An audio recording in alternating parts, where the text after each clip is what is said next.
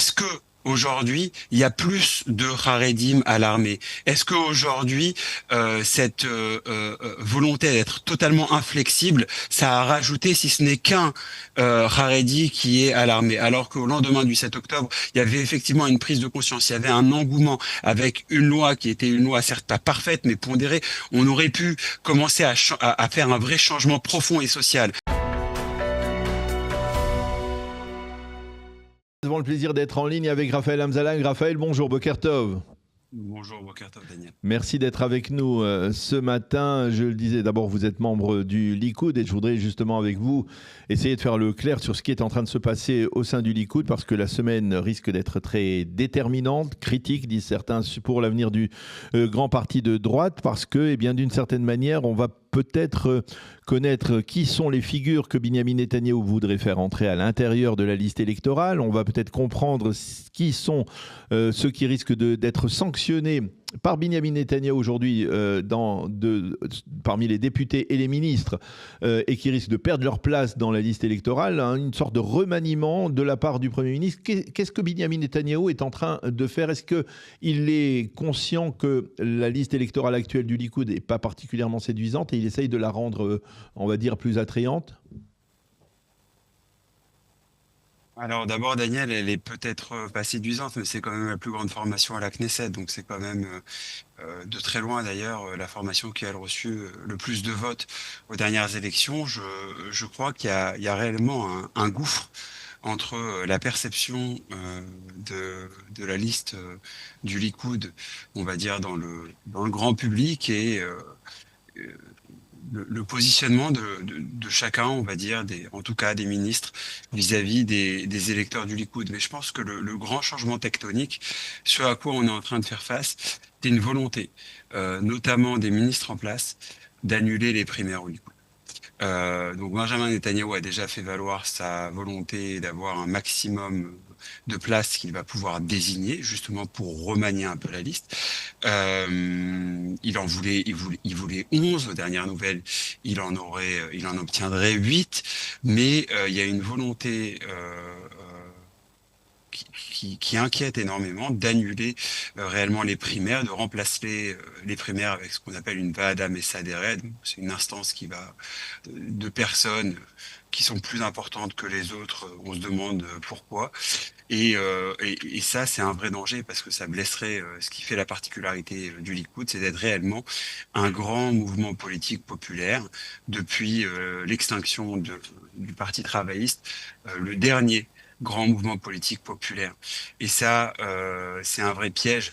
Et j'aimerais croire que cette semaine, Benjamin Netanyahou va réussir à comprendre. C'est lui d'ailleurs qui avait réinstauré, hein, on s'en souvient, c'est lui qui avait donné la force aux membres du Likoud d'élire les députés. À l'époque, c'était réservé aux membres du bureau du Likoud, c'est 2500 personnes à l'époque, donc c'est très fermé. Il y avait énormément de problèmes autour de cela. Donc oui, la liste va être remodelée, d'abord parce qu'on a appris par exemple le départ de Edelstein, de Illouz, enfin tous les députés qui n'ont pas respecté les votes, les positions du parti, eh bien évidemment ils savent qu'ils vont être mis à la porte par les électeurs, donc ils s'auto-éjectent bien avant ce moment-là. Et le deuxième point, c'est Benjamin Netanyahou avec toute une série de noms. On a par exemple appris qu'il avait proposé une position assez intéressante à l'avocat David Peter qui a représenté le gouvernement devant la Cour suprême sur plusieurs dossiers importants lors des dernières années. Alors oui, vous avez mentionné Danny Zoulou, je voudrais avoir votre réaction. C'est-à-dire, finalement, il y a beaucoup de gens, et on le voit dans les réactions, puisque Danny Louz est francophone, qui disent Danny Louz n'a fait que respecter les valeurs même du Likoud, c'est-à-dire qu'il ne pouvait pas cautionner le vote d'une loi sur l'enrôlement qui portait atteinte, on va dire, en particulier aux réservistes, qui ne résolvait pas le problème du service militaire et mais d'une certaine manière, il dit c'est lui qui est le garant des valeurs du Likoud. Je ne sais pas qui sont ces gens. Bon, d'abord, j'ai fait campagne pour Dan Ilouz. Dan est un ami. Je me suis mobilisé pour lui. On était d'abord et avant tout à l'époque, on s'est réunis aussi autour d'Alinou. Je le connais depuis des années. Il a été poussé par Oui. le mouvement libéral et libéraux Likoud dont je fais partie, je suis membre actif, mais je trouve que cette idée de décréter que ce ne sont pas les valeurs du Likoud, qui fixe les valeurs du Likoud? Je vous rappelle que quand Arik Sharon a fait l'Aït Natkous, il a dit ce sont les valeurs du Likoud. Et puis lorsqu'il est parti à Kadima, il a dit les vrais membres du Likoud viennent avec moi à Kadima. Là-bas, c'est les extrémistes qui restent. Après, le reste, c'est de l'histoire. Dans le fond, Daniel, est-ce que aujourd'hui, il y a plus de Haredim à l'armée? Est-ce qu'aujourd'hui, cette volonté d'être totalement inflexible, ça a rajouté, si ce n'est qu'un Haredi qui est à l'armée? Alors qu'au lendemain du 7 octobre, il y avait effectivement une prise de conscience, il y avait un engouement avec une loi qui était une loi certes pas parfaite, mais pondérée. On aurait pu commencer à faire un vrai changement profond et social. Parce que à coup de matraque et à coup d'interdiction, qu'est-ce qu'on arrive à obtenir après 2 ans de lutte sur ce dossier-là? Rien du tout. Vous avez des rails bloqués, vous avez des routes bloquées, vous avez des Haredim qui se retrouvent, dans les prisons, ça oui. Mais est-ce qu'on a eu moins de jours de Milouim? Est-ce qu'on a eu plus de combattants? Est-ce qu'on a eu un changement social qui a été enclenché? Au contraire, ce public ultra-orthodoxe qui était en train de s'ouvrir parce que devant ce qui était en train de se passer, eh bien, il y avait une prise de conscience qui s'imposait, eh bien, il se recroqueville. Et je pense que ce sont les puristes du style de Dan sur ce dossier, eh bien, justement, qui nous font aller en arrière et pas en avant, parce que le changement va venir, je le dis et je le répète, lorsque le frère, le cousin, le beau-frère vont revenir le Shabbat avec leur Streimel et avec leur M4 et avec leur armement. Et puis, lorsque les 10, 15, 20 personnes qui sont autour de la table et qui retournent à la yeshiva ultra-orthodoxe le dimanche matin, lorsqu'on va leur dire à la yeshiva, attention, vous savez, ça vous rend tout de suite Riloni, hein, ça va vous rendre séculaire du jour au lendemain. Alors, c'est n'importe quoi. J'étais Shabbat avec mon frère, j'étais Shabbat avec mon cousin. Ça fait 2 ans qu'il est à l'armée. Il est toujours un vrai chassid, il est toujours un vrai juif pratiquant ultra-orthodoxe, etc. Donc pour moi, ne pas respecter d'abord la politique du parti, c'est un impair. Lorsqu'on est député depuis 2 minutes 50, c'est encore plus un impair. Et lorsqu'on prétend représenter le parti, alors qu'au final, ça a été voté et il fallait suivre les directives de l'essentiel, je ne vois pas pourquoi ces gens-là devraient nous faire des leçons de morale. Je comprends pas. Alors on a bien compris, on ressent votre colère même d'une certaine manière. Alors absolument. Je voudrais finalement, par rapport à Binyamin Netanyahou et pour revenir aux primaires, en fait, Binyamin Netanyahou a d'une certaine manière raison. Il dit c'est moi qui apporte au Likoud ce volume de députés qu'il va obtenir aux prochaines élections.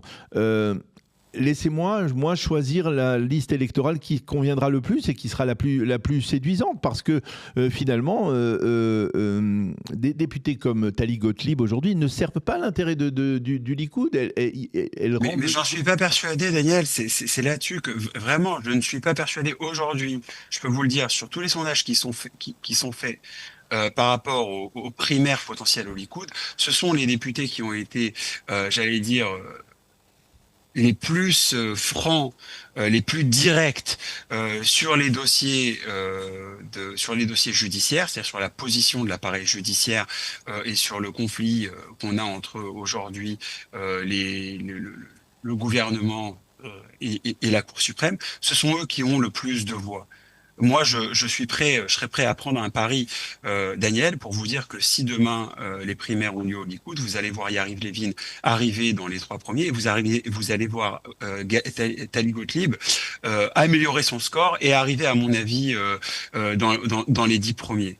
C'est-à-dire qu'aujourd'hui, ce qui est très important pour les électeurs du Likoud, c'est pas nécessairement ce qui est très important aux yeux d'un électeur d'Agudat Israël, de Chasse, de Gantz, j'en passe et des meilleurs. C'est-à-dire qu'aujourd'hui au Likoud, on comprend qu'on a le pouvoir et qu'on forme des gouvernements depuis des années et des années. Mais lorsqu'on arrive à passer en 2015 une loi contre les immigrants illégaux, une fois, deux fois, trois fois et à trois reprises, alors qu'il y a eu trois lectures, que ça a été ratifié par la Knesset, c'est débouté par la Cour suprême. Et lorsqu'on voit que dans ce gouvernement-là, sur 4 ans, de façon systématique, non seulement l'avocat du gouvernement, qui est la conseillère juridique, n'a pas représenté le gouvernement, mais était contre le gouvernement à chaque instance, à chaque loi, de façon quasi systématique, et on a été débouté, on a pu avancer, j'allais dire, à rythme de tortue, au lieu de pouvoir, en tout cas sur les dossiers fondamentaux, sur les dossiers sociaux fondamentaux, pas sur les dossiers sécuritaires, on a effectivement avancé très lentement. Eh bien, ça met en colère les électeurs du Likoud parce qu'ils ont l'impression que leur voix, eh bien, au final, c'est comme un vote blanc, c'est factice, ça ne fait rien avancer.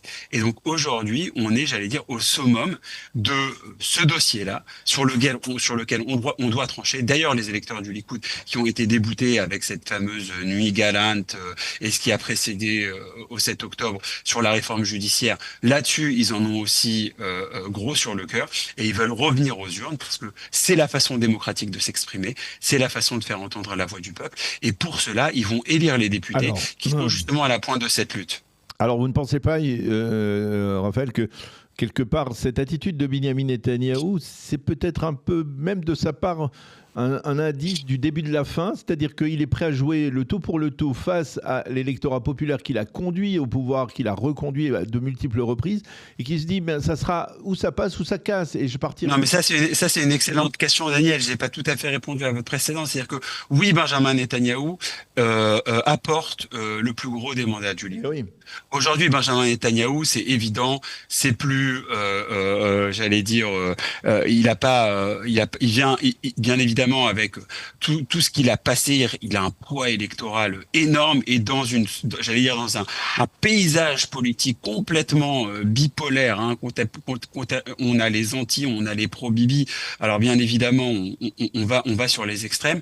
Bien, il y a une réaction d'engouement parfaite qui me ferait, moi, qui suis un grand défendeur des primaires, accepter, par exemple, qu'on puisse donner à Benjamin Netanyahou de positionner 8 députés. Voilà, parce que c'est une flexibilité qu'on doit lui donner et parce que, pour ma part, avec sa popularité, il le mérite. Maintenant, entre cela et annuler les primaires, par exemple, pour les ministres, pour les ministres, ça c'est déjà autre chose. Donc je crois que Benjamin Netanyahou va apporter des visages intéressants au Likoud. Je crois que Benjamin Netanyahou, à l'époque, déjà, il avait su, vous vous rappelez, il avait su bien évidemment d'abord Amichai Shikli, bon, il y avait aussi Idit Silman, bon, ça c'était une question politique, mais prenez l'exemple d'Amichai Shikli, c'est bien l'exemple de quelqu'un qui est arrivé, qui a fait face à ce que Bennett a fait, qui est arrivé au Likoud, et aujourd'hui il est extrêmement populaire au Likoud, et comme ministre, sur ces dossiers à lui, il a eu énormément de succès, et je suis sûr qu'au primaire, il va être positionné très haut par l'électorat du Likoud. Donc je pense que Benjamin Netanyahou mérite de ramener des guest stars hein, pour essayer d'avoir une liste qui est un peu plus attractive, comme vous le disiez.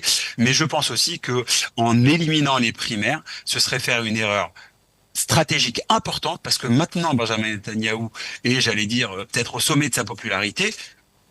On le saura le jour des élections parce que les sondages aussi sont un peu bipolaires. Mais si c'est le cas, il faut pas oublier que les primaires, la grande culture démocratique du Likoud, c'est quelque chose qui est ancré et c'est quelque chose qui fait la force de ce parti, Daniel. Alors une dernière question, il nous reste environ 1 minute 30. Vous avez probablement entendu les déclarations du Rav Yitzhak Yosef d'hier soir. Je ne sais pas si vous les avez entendues ou pas. Le Rav Yitzhak Yosef est très critique envers Binyamin Netanyahou et très conciliant envers Gadi Eisenkot. Il dit que Gadi Eisenkot c'est un type bien, qu'il il est traditionnaliste, ce qui n'est pas le cas de Binyamin Netanyahou, et que Binyamin Netanyahou est un menteur qui a promis le vote de la loi d'enrôlement. C'est la première fois que le parti chasse on va dire, se dérive d'une certaine manière de la ligne traditionnelle qui est de soutenir sans réserve Binyamin Netanyahou. Est-ce que vous pensez que c'est Ça dépend jusqu'à quand vous remontez, hein. On se souvient que c'est Chasse qui a fait passer les accords d'Oslo. Ah non, non, avant, on parle bien entendu depuis le début on va dire depuis que Binyamin Netanyahou est revenu au pouvoir il y a Daniel, 20 ans. votre question est bonne, mais si on doit s'arrêter sur ce que le Rav Yitzhak Yosef a dit,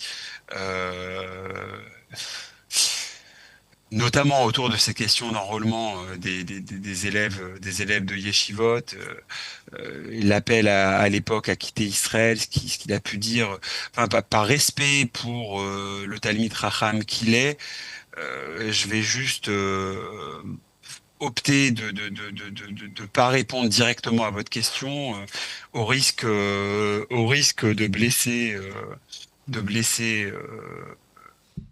les Oui, postes qu'il a obtenus et son statut. Je dirais juste une chose, c'est absolument évident que l'électorat de Chasse est un électorat de droite, traditionnaliste, et d'ailleurs, le report de vote d'un électeur de Chasse, c'est le Likoud, rien d'autre. Donc, la capacité, pour ma part, il est en train de faire le jeu de Babchik et Golknov, à savoir, on n'est pas chez vous à 100%, vous n'avez pas offert ce que vous nous avez promis. Je pense par contre qu'il a raison d'être agacé, parce que c'était quelque chose ouais. sur laquelle ce gouvernement s'était engagé. Maintenant, ces déclarations, elles sont, comme bien souvent chez lui, extrêmement contre-productives. Ça, c'est ma position. Voilà, on va en rester là en tout cas. Merci beaucoup Raphaël Hamzalag de nous avoir très clairement donné votre avis sans langue de bois sur les derniers développements, en particulier donc sur ce qui risque de se passer cette semaine autour des primaires du Likoud pour la liste électorale. Merci beaucoup d'avoir été avec nous ce matin. Bonne journée, bonne continuation, Shavuot Tov. Merci, au revoir, Shavuot Tov.